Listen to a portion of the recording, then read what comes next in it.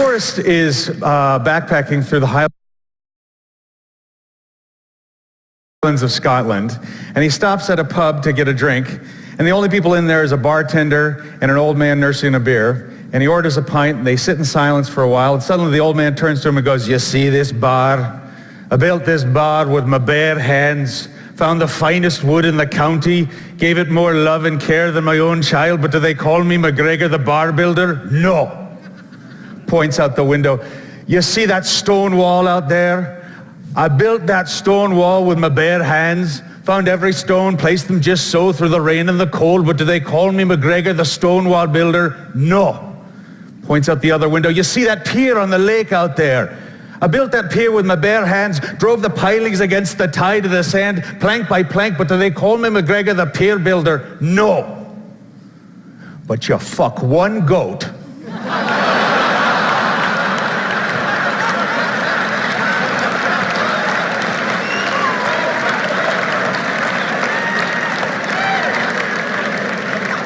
Storytelling is joke telling. It's knowing your punchline, your ending, knowing that everything you're saying from the first sentence to the last is leading to a singular goal, and ideally confirming some truth that deepens our understandings of who we are as human beings. We all love stories. We're born for them. Stories affirm who we are. We all want affirmations that our lives have meaning. And nothing does a greater affirmation than when we connect through stories. It can cross the barriers of time, past, present, and future, and allow us to experience the similarities between ourselves and through others, real and imagined. The children's television host, Mr. Rogers, always carried in his wallet a quote from a social worker that said, "Frankly, there isn't anyone you couldn't learn to love once you've heard their story." And the way I like to interpret that is probably the most greatest story commandment, which is make me care. Please, emotionally, intellectually, aesthetically, just make me care. We all know what it's like to not care. You've gone through hundreds of TV channels just switching channel after channel, and then suddenly you actually stop on one. It's already halfway over, but something's caught you, and you're drawn in, and you care. That's not by chance, that's by design. So it got me thinking, what if I told you my history was a story? How I was born for it. How I learned along the way this subject matter. And to make it more interesting, we'll start from the ending, and we'll go to the beginning. And so if I were going to give you the ending of this story, it would go something like this. And that's what ultimately led me to speaking to you here at TED about story. And the most current story lesson that I've had was completing the film I've just done this year in 2012. The film is John Carter. It's based on a book called A Princess of Mars, which was written by Edgar Rice Burroughs. And Edgar Rice Burroughs actually put himself as a character inside this movie and is the narrator. And he's summoned by his rich uncle, John Carter, to his mansion with a telegram saying, "See me at once." But once he gets there, he's found out that his uncle has mysteriously passed away and been entombed in a mausoleum on the property. "You won't find a keyhole. Thing only opens from the inside." He insisted. No embalming, an open coffin, no funeral. You don't acquire the kind of wealth your uncle commanded by being like the rest of us, huh? Come, let's go inside.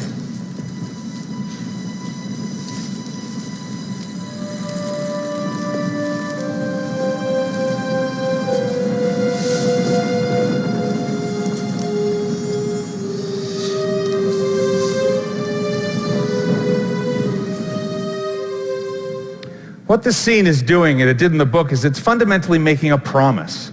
It's making a promise to you that this story will lead somewhere that's worth your time. And that's what all good stories should do at the beginning, is they should give you a promise. You could do it in an infinite amount of ways. Sometimes it's as simple as once upon a time.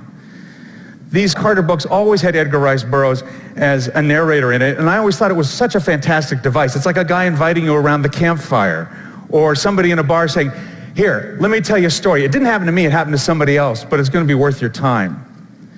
A well-told promise is like a pebble being pulled back in a slingshot and propels you forward through the story to the end. In 2008, I pushed all the theories that I had on story at the time to the limits of my understanding on this project.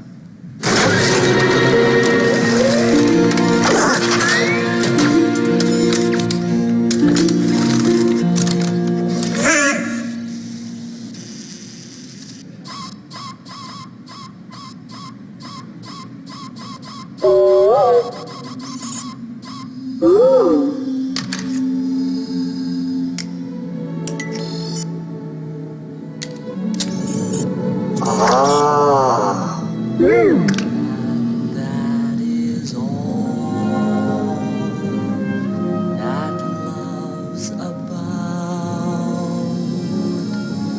and we'll recall when time runs out. That it all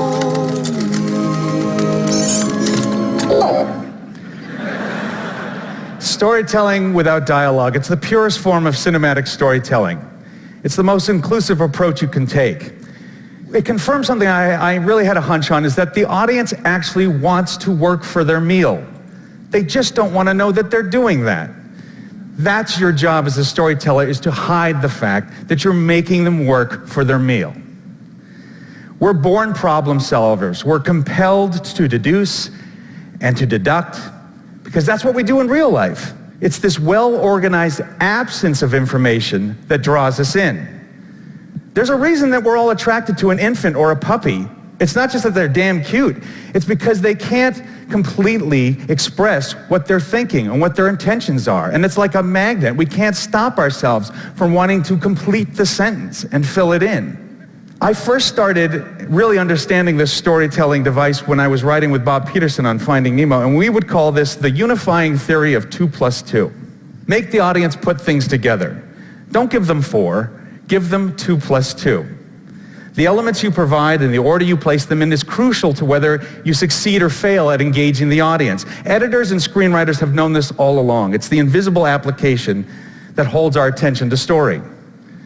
I don't mean to make it sound like this is an actual exact science. It's not. That's what's so special about stories. They're not a widget. They aren't exact. Stories are inevitable if they're good, but they're not predictable. I took a seminar in this year with an acting teacher named Judith Weston, and I learned a key insight to character. She believed that all well-drawn characters have a spine. And the idea is that the character has an inner motor, a dominant, unconscious goal that they're striving for, an itch that they can't scratch. She gave a wonderful example of Michael Corleone, Al Pacino's character in The Godfather, and that probably his spine was to please his father. And it's something that always drove all his choices. Even after his father died, he was still trying to scratch that itch. I took to this like a duck to water. Wally's was to find the beauty. Marlin's, the father in Finding Nemo, was to prevent harm. And Woody's was to do what was best for his child. And these spines don't always drive you to make the best choices. Sometimes you can make some horrible choices with them. I'm really blessed to be a parent, and watching my children grow, I really firmly believe that you're born with a temperament and you're wired a certain way and you don't have any say about it. And there's no changing it. All you can do is learn to recognize it and own it. And some of us are born with temperaments that are positive, some are negative, but a major threshold is passed when you mature enough to acknowledge what drives you and to take the wheel and steer it. As parents, you're always learning who your children are, they're learning who they are, and you're still learning who you are. So we're all learning all the time. And that's why change is fundamental in story. If things go static, stories die, because life is never static. In 1998, I had finished writing Toy Story and A Bug's Life, and I was completely hooked on screenwriting. So I wanted to become much better at it and learn anything I could. So I researched everything I possibly could, and I finally came across this fantastic quote by a British playwright, William Archer. Drama is anticipation mingled with uncertainty. It's an incredibly insightful definition. When you're telling a story, have you constructed anticipation? In the short term, have you made me want to know what will happen next? But more importantly, have you made me want to know how it will all conclude in the long term? Have you constructed honest conflicts with truth that creates doubt in what the outcome might be? An example would be in Finding Nemo. In the short tension, you were always worried, would Dory's short-term memory forget whatever she was being told by Marlin? But under that was this global tension of, will we ever find Nemo in this huge, vast ocean? In our earliest days at Pixar, before we truly understood the invisible workings of story, we were simply a group of guys just going on our gut, going on our instincts. And it's interesting to see how that led us places that were actually pretty good. You got to remember that in this time of year, 1993, what was considered a successful animated picture was Little Mermaid, Beauty and the Beast, Aladdin, Lion King. So when we pitched Toy Story to Tom Hanks for the first time, he walked in and he said, "You don't want me to sing, do you?"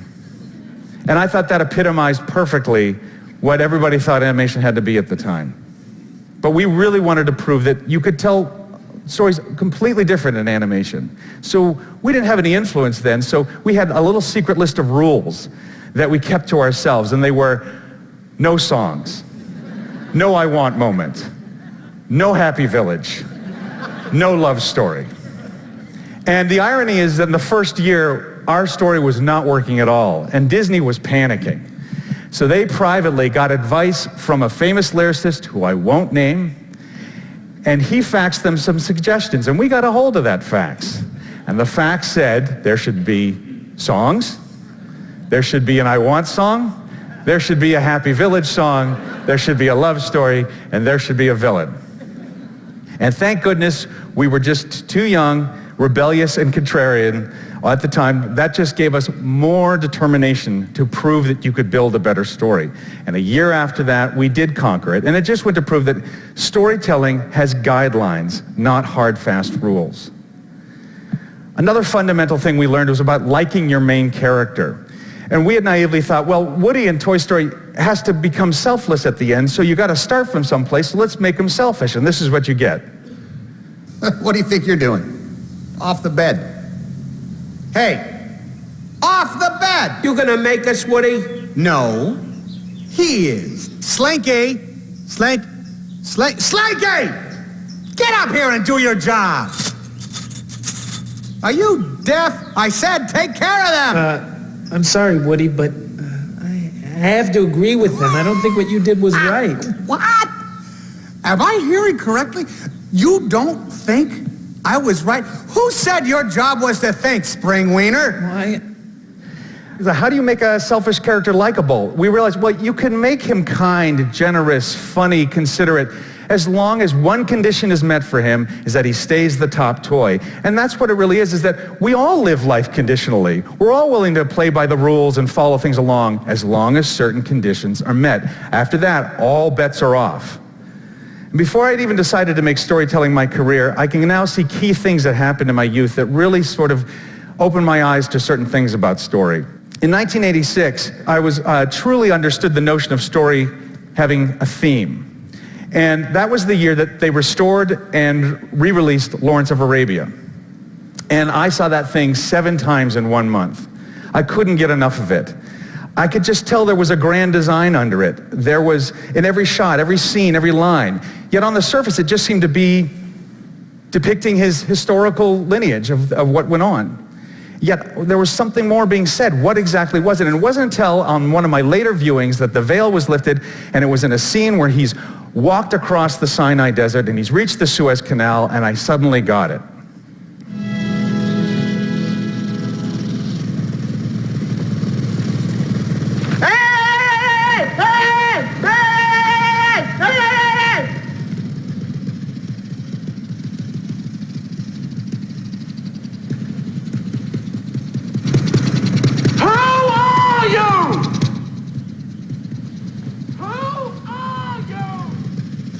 That was the theme. Who are you? Here were all these seemingly disparate events and dialogues that just were chronologically telling the history of him, but underneath it was a constant, a guideline, a roadmap. Everything Lawrence did in that movie was an attempt for him to figure out where his place was in the world. A strong theme is always running through a well-told story. When I was 5, I was introduced to possibly the most major ingredient that I feel a story should have, but is rarely invoked. And this is what my mother took me to when I was 5. Come on, it's all right. Look, the water is stiff.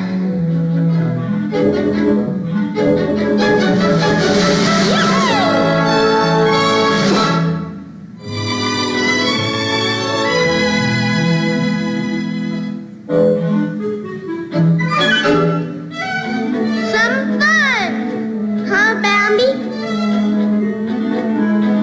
Come on, get up, like this.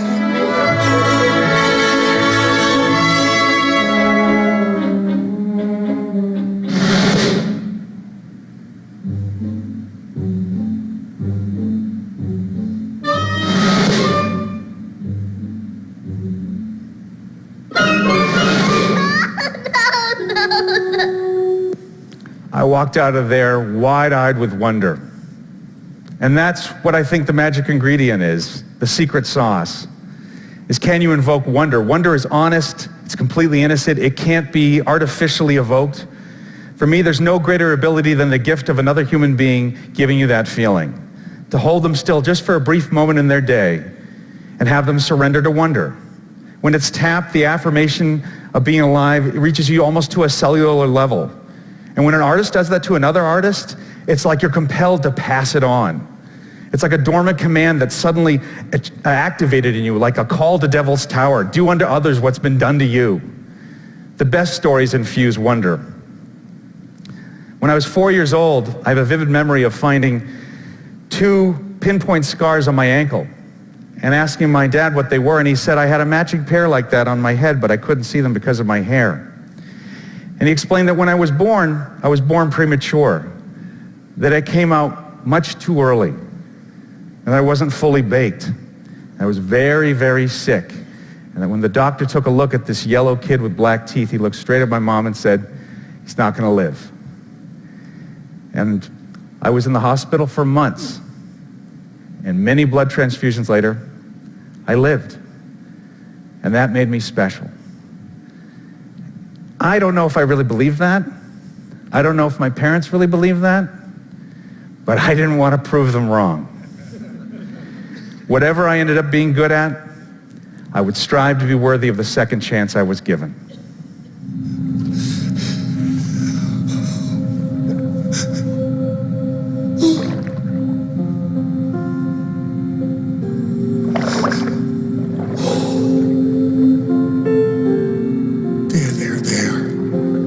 It's okay, Daddy's here. Daddy's got you. I promise I will never let anything happen to you. Nemo. And that's the first story lesson I ever learned. Use what you know, draw from it. It doesn't always mean plot or fact. It means capturing a truth from your experiencing, expressing values you personally feel deep down to your core. And that's what ultimately led me to speaking to you here at TED Talk today. Thank you.